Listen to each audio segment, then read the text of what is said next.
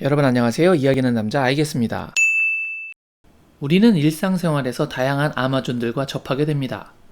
때로는 영화에서, 때로는 다큐멘터리에서, 때로는 쇼핑이나 OTT 서비스에서 말이죠. 모두 이름이 똑같은 아마존. 이들 사이에는 우리가 몰랐던 관계가 숨어 있습니다. 오늘은 이들의 관계를 초간단 총정리해 보도록 하겠습니다. 그럼 바로 시작하겠습니다. 시간의 순서대로 나열을 해볼까 하는데요. 가장 오래전으로 거슬러 올라가 보면 흑해 주변에 살던 스키타이 민족 중에 여성으로만 이루어진 부족이 있었다고 합니다.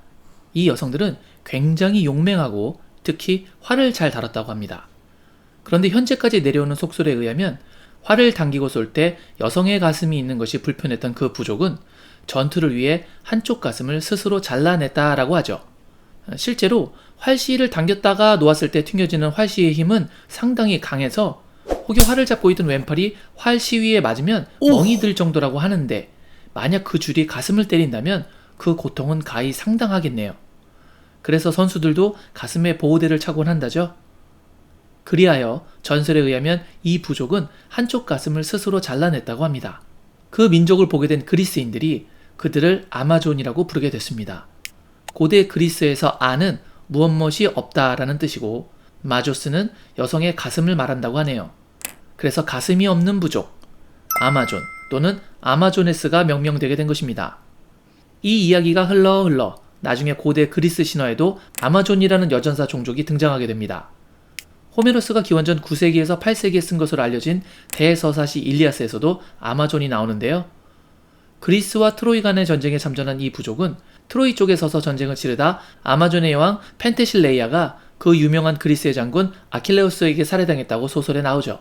항생제도 없던 시절에 그녀들이 정말로 가슴을 잘라냈을 것이라고 생각하지는 않지만 용맹한 여전사 부족이 있었다는 것만큼은 역사적 사실로 받아들여지고 있습니다. 아무튼 이 용맹한 여전사 부족의 존재는 유럽 문화의 큰 사조 두 갈래 중 하나인 헬레니즘의 영향으로 서구 사회에 깊숙이 스며들게 됩니다. 그러다 대항해 시대가 열리게 되고 16세기에 한 스페인 탐험가가 탐험대를 이끌고 광대한 남미의 숲을 탐험하던 중 숲속에서 여성들로 구성된 부족의 공격을 받게 됩니다. 그들은 전투 후에 어릴 적부터 수없이 들어왔던 전설 속 여전사들의 화살 공격을 받았다고 생각해 그 강 유역에 아마존 부족이 산다고 생각하고 그 강의 이름을 아마존 강으로 이름 짓게 된 것입니다. 그리고 현대에 와서 마블 코믹스와 더불어 미국 양대 코믹스 회사인 DC 코믹스에서 역사적인 여자 슈퍼 히어로를 만들게 되는데 그녀가 바로 원더우먼입니다. 이 원더우먼이 여전사이고 그녀가 태어난 곳이 여전사들의 사회였기 때문에 그 부족의 이름을 아마존 또는 아마조네스라고 하게 됩니다. 자, 그럼 이제 마지막입니다. 그럼 세계적인 쇼핑 회사이자 OTT 회사인 아마존은 왜 이름을 아마존으로 하게 된 걸까요? 창립자가 여전사도 아닌데 말이죠.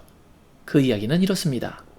원래는 1994년 제프 베조스가 미국 워싱턴주에서 카다브라닷컴이라는 인터넷 서점을 창립합니다. 많이 들어보셨죠? 부하거래 아브라카다브라. 그 카다브라가 맞습니다. 재앙을 물리치는 주문을 차용한 것이었는데 여기서 문제가 하나 발생합니다.